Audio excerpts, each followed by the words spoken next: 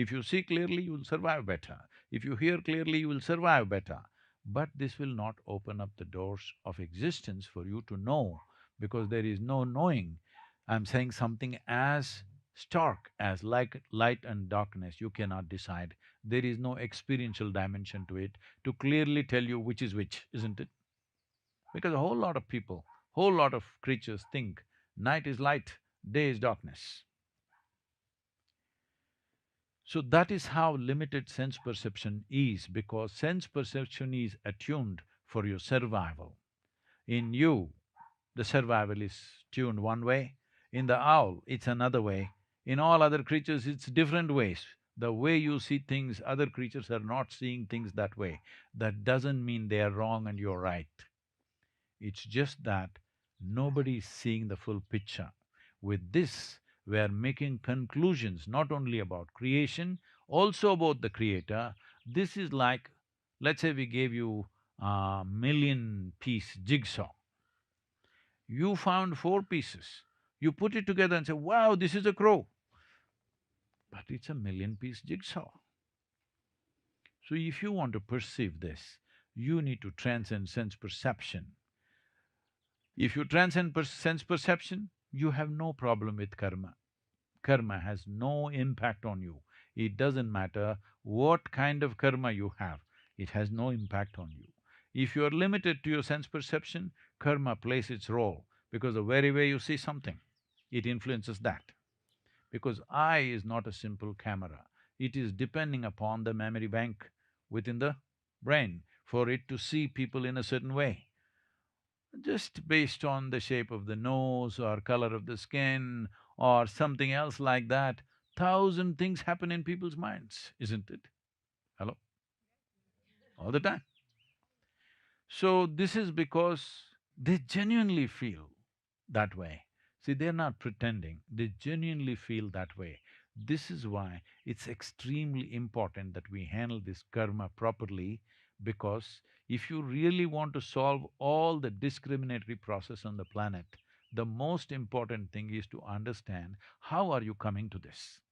On what basis is somebody beautiful, somebody ugly? On what basis is somebody good, somebody bad? If you look at this, you will see it is your karma. That is the way your karma is. Unless you rise above that, you cannot help making judgments, this is good, this is bad, this is okay, that's ugly, that's beautiful. Like this, it goes on making without your permission, isn't it? It's not asking your permission, it just makes it automatic, because the karma is there if you do not distance yourself from that. So this retribution, this idea of retribution is coming from this fundamental, uh, I was about to say an ugly word, which goes very well in India, but I don't want to use that word here for you. So, what this retribution comes from this idea that, the parents and the teachers, in their own image, they created God. If you do something, they'll rap you on your knuckles, otherwise they'll smack you in the face, otherwise they'll reward you with something, chocolate cake. The same thing expanded becomes hell and heaven. This is a very simplistic idea selling for a long time.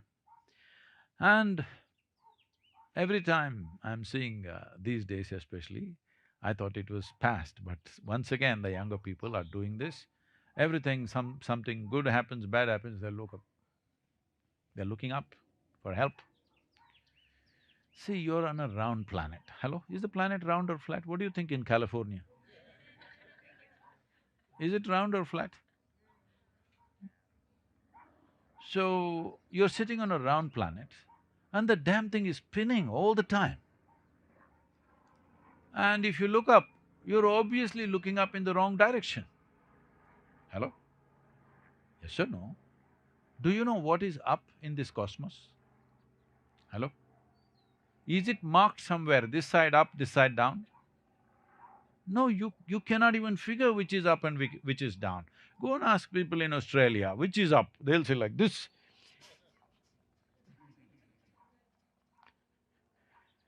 So, you do not even know what is up and what is down. but you're so knowledgeable about what is up there.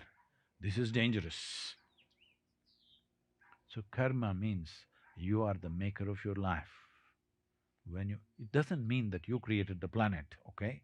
It doesn't mean you created the cosmos. No, no, no. The maker of your life. Do not talk about things which are not in your experience.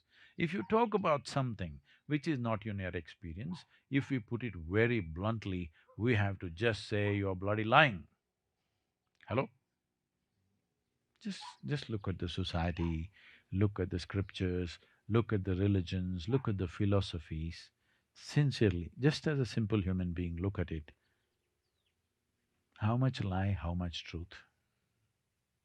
Enormous amount of lies passing on from generation to generation, generation to generation.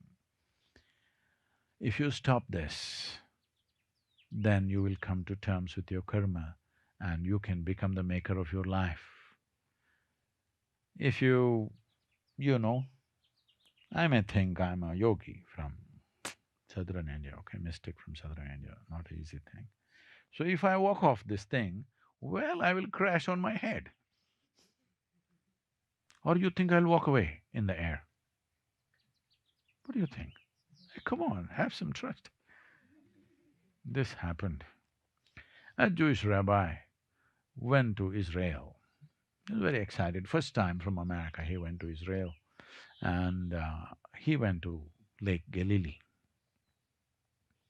So he asked the boatman, I want to take a ride.